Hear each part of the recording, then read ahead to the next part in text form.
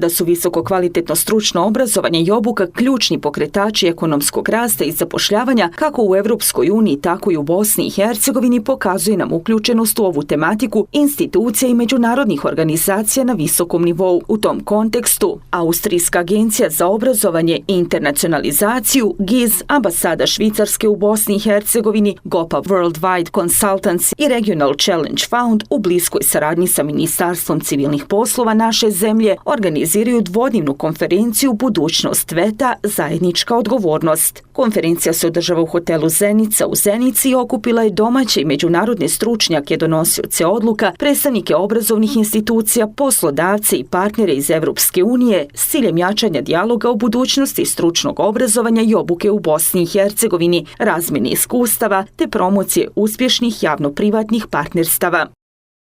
Evo, meni danas zaista čast zadovoljstvo što imam priliku prisustvovati ovakvoj konferenciji koju tradicionalno organiziramo već 5. godinu od 2021. godine sa našim partnerima iz Austrije, Savezne Republike Njemačke i Švicarske, kojima smo zahvalni na dosadašnjoj podršci koji pružaju u procesu reformi srednjeg stručnog obrazovanja i obuke u Bosni i Hercegovini. Ova današnja konferencija bit će i prilika na neki način da sagledamo, dakle, na jednogodišnjoj osnovi sve rezultate koje smo postigli u Bosni i Hercegovini kad je u pitanju srednje stručno obrazovanje i obuka, ali i da se našim partnerima, posebno sa privrednicima, na neki način sagledamo potrebe koje postoje, dakle, na tržištu rada i da pokušamo unaprijediti dijalog među obrazovanja i tržišta rada. Vi znate da je negdje oko 70%, više od 70% učenika u Bosni i Hercegovini pohađa srednje stručno obrazovanje i da su ovi reformski procesi koji se provode na terenu zaista jedan vid pomoći Bosni i Hercegovini kako bi u ovom periodu tranzicije na što adekvatniji način reformisalo svoje obrazovanje, posebno u ovakvom jednom segmentu kao što je srednje stručno obrazovanje i obuka. Dakle, zadovoljstvo mi je evo danas što ćemo imati privrednike na ovoj konferenciji i što ćemo imati jedan otvoreni dijalog između tržišta, dakle, i obrazovanja, dva sektora koja su vrlo bitna i što će ova konferencija polučiti vjerovatno određenim zaključcima koji će i dalje unaprijediti stručno obrazovanje i obuku u Bosni i Hercegovini. Which now celebrates its 30th birthday this year. Kada govorimo o stručnom obrazovanju, to je jedan od najvažnijih prioriteta naše razvojne saradnje koja slavi svoj 30. rođendan.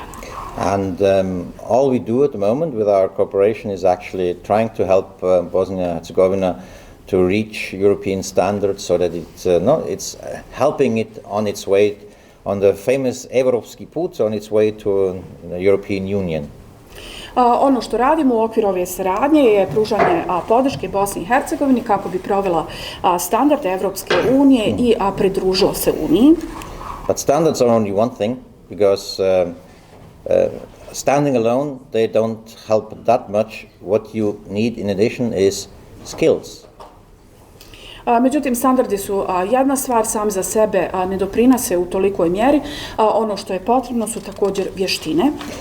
And there I think we have, together with our partners from Austria and Switzerland, really something to offer. I mislim da u tom smislu, zajedno sa našim partnerima iz Austrije i Švicarske, imamo da ponudimo.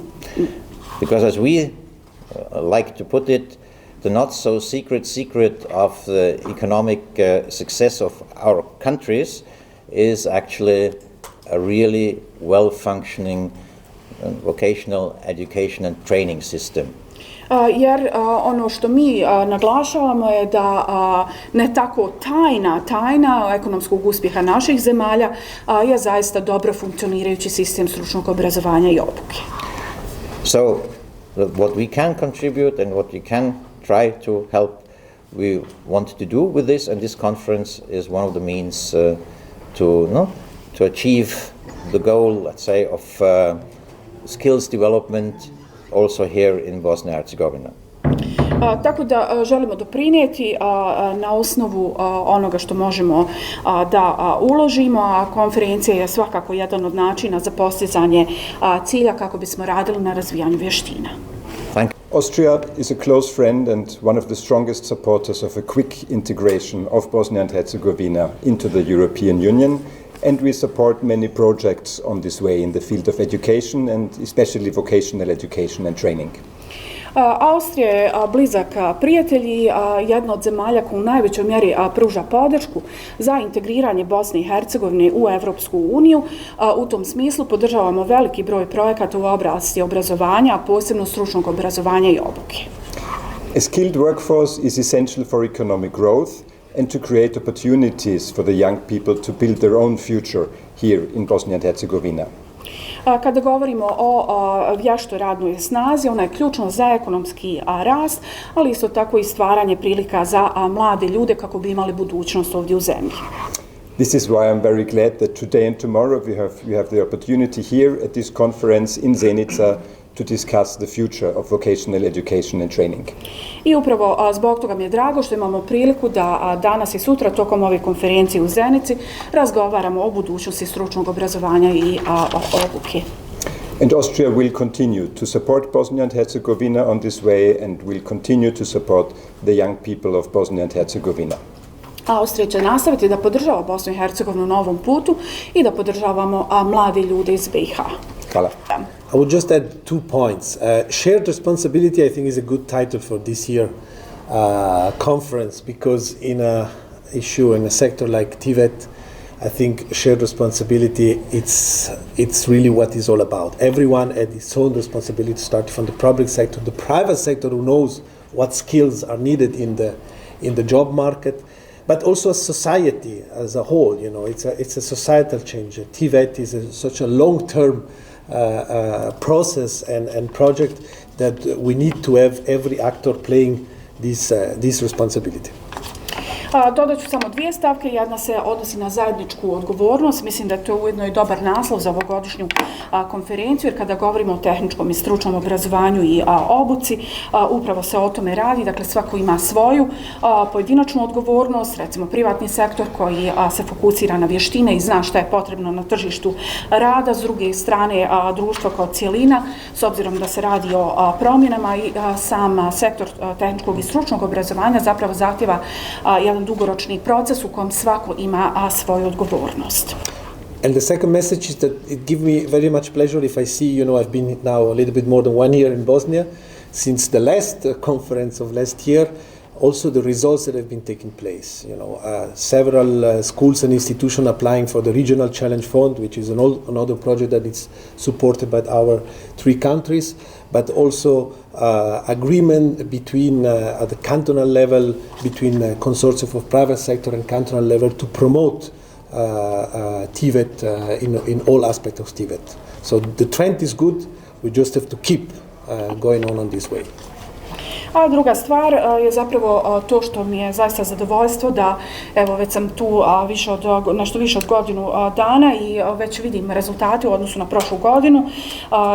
Jedna od tih stvari je također i regionalni challenge fond. To je nešto što naše zemlje podržavaju i prilika za škole i institucije da učestvuju u tome, ali isto tako i saradnja, dakle, različitih nivoa ili recimo između kantonalnog nivoa i privatnog sektora u cilju promocije tehničkog i stručnog obrazovanja i obuke, tako da bih rekao da je trend zaista dobar i samo moramo nastaviti ići u tom pravcu.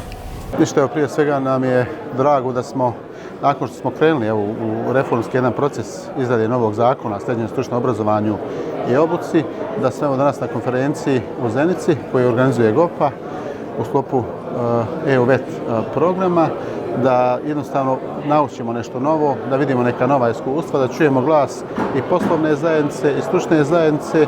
I evo, mislim da je ovo jedan jako veliki i bogat skup gdje su učešće uzeli mnogi važni, bitni stakeholderi iz ovog jednog zanimljivog nama područja. Tako da, evo, drago mi je čestitam organizatorima na ovome što već dugi niz godina rade na ovom programu, da svi sudionici razmjenjuju nekakva iskustva i zajedno prave planove za budućnost. Prvo što bi ja rekla, da obrazovanje je za mene jednako naša budućnost. Dakle, bez obzira hoće ta naša djeca ostati ili će ići van, izuzetno je važno da imaju dobro obrazovanje i to je u smislu njihove bolje budućnosti. A mi ovdje kao poslodavci trebamo napraviti sve uvjete da oni mogu ovdje ostati. Ono na što ja imam primjedbu otkad sam u Bosni i Hercegovini, to je obrazovanje koje je po mom mišljenju u slobodnom padu. Slobodni pad znači da nam je iz godine u godinu sve lošije i mislim da trebamo napraviti sve da našu djecu što bolje educiramo da bi bili spremni za tržište rada.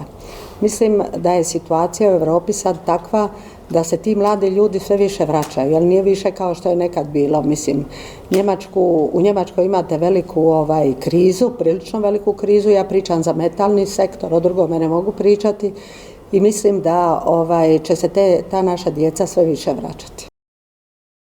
Konferencija Budućnost VETA zajednička odgovornost pokazuje da ulaganje u kvalitetno stručno obrazovanje nije trošak, već investicija u održivu budućnost mladih, tržišta rada i cjelokupnog društva. Očekuje se da će tokom 2 dana biti predstavljeni primjeri dobre prakse iz Europske unije, ali i lokalne inicijative koje su doprinijele modernizaciji školskih programa i povećanju zapošljivosti mladih. Organizatori ističu da je interesovanje za konferenciju izuzetno veliko, što potvrđuje važnost teme i spremnost različitih sektora da zajednički doprinesu razvoju VET sistema u Bosni i Hercegovini.